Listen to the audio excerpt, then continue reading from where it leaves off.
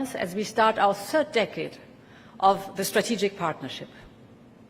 But, ladies and gentlemen, I believe what lies ahead is far greater than what has already been. Although history can always be a useful guide for how to approach the world of today, if we think back to 1947, we see how the soul of this great nation and its struggle through history basically propelled India to its independence.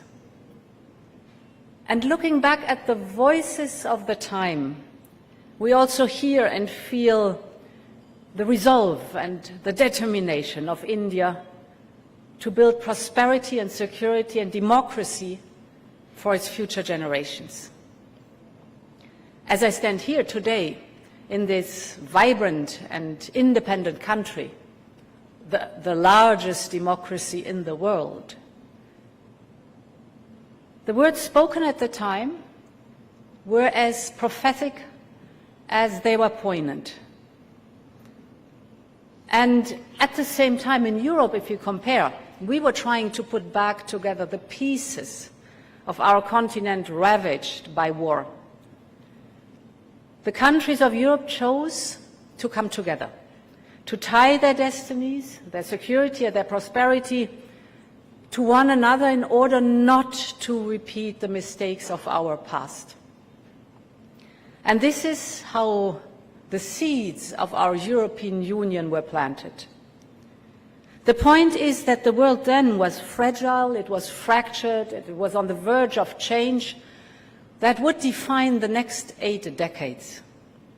And both Europe and India, albeit in very different circumstances, understood the need to come together. I believe this is a clarion call for all of us as we stand here in 2025 at another inflection point. I think I don't need to describe the geopolitical and geoeconomic headwinds that both the European Union and India are confronted with. We have all seen how countries are weaponizing their sources of strength against each other, whether natural resources or new technologies or military and economic coercion. We have seen how supply chains and dependencies are used to gain influence or drive wedges between nations and regions. We have seen a more aggressive posture from major powers, and of course the conflicts have destabilized entire regions. How countries, in particular in the Global South, are looking for alternatives to what the international system has offered them. And we have seen clear attempts to split off parts of the world into isolated fragments.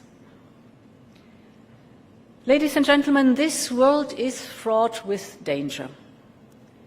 But I believe this modern version of great power competition is also an opportunity for Europe and India to reimagine its partnership. In many ways, the European Union and India are uniquely placed to respond to these challenges. India is the largest democracy and soon to be in the top 4 of the world's largest economies. It is the leading voice of the Global South. Europe is a unique cross-border democracy and open economy, the largest trading partner for some 80 countries around the world.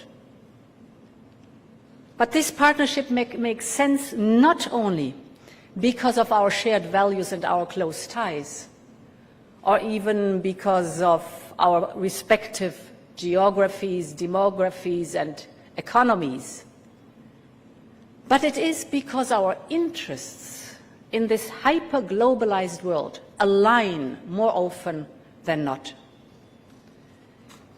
We both stand to lose from a world of spheres of influence and isolationism, and we both stand to gain from a world of cooperation and working together. Because we can offer each other distinctive alternatives and tools to make ourselves stronger, more secure, and more sovereign in today's world. The kind of offer that cannot really be replicated by others. And this is why the European Union and India has the potential to be one of the defining partnerships of this century. And it is why it will be a cornerstone of Europe's foreign policy in the years and decades to come. So I want this visit to be the start of this new era. And Prime Minister Modi and I share the same view. It is time to take our European Union-India strategic partnership to the next level for our own security, for our own prosperity, for the common global challenges that we face, and for the benefit of our respective regions and partners around the world. Over the last 30 years, we've done a lot together. But in truth, we have only been scratching the surface of the potential that is there. So it is not a time to place limits on our cooperation or to get stuck looking at agreements on every issue of regional and global concern. It is a time to be pragmatic, to be ambitious, to realign our priorities for today's realities. And allow me to very briefly map out my vision of the 3 areas which can take our partnership to the next level. The first is trade and technology. The second is security and defense. And the third is connectivity and global partnerships. Ladies and gentlemen, the first era where I believe we can make real progress is on delivering prosperity in Europe and in India. Here we have a real shared interest and sense of purpose.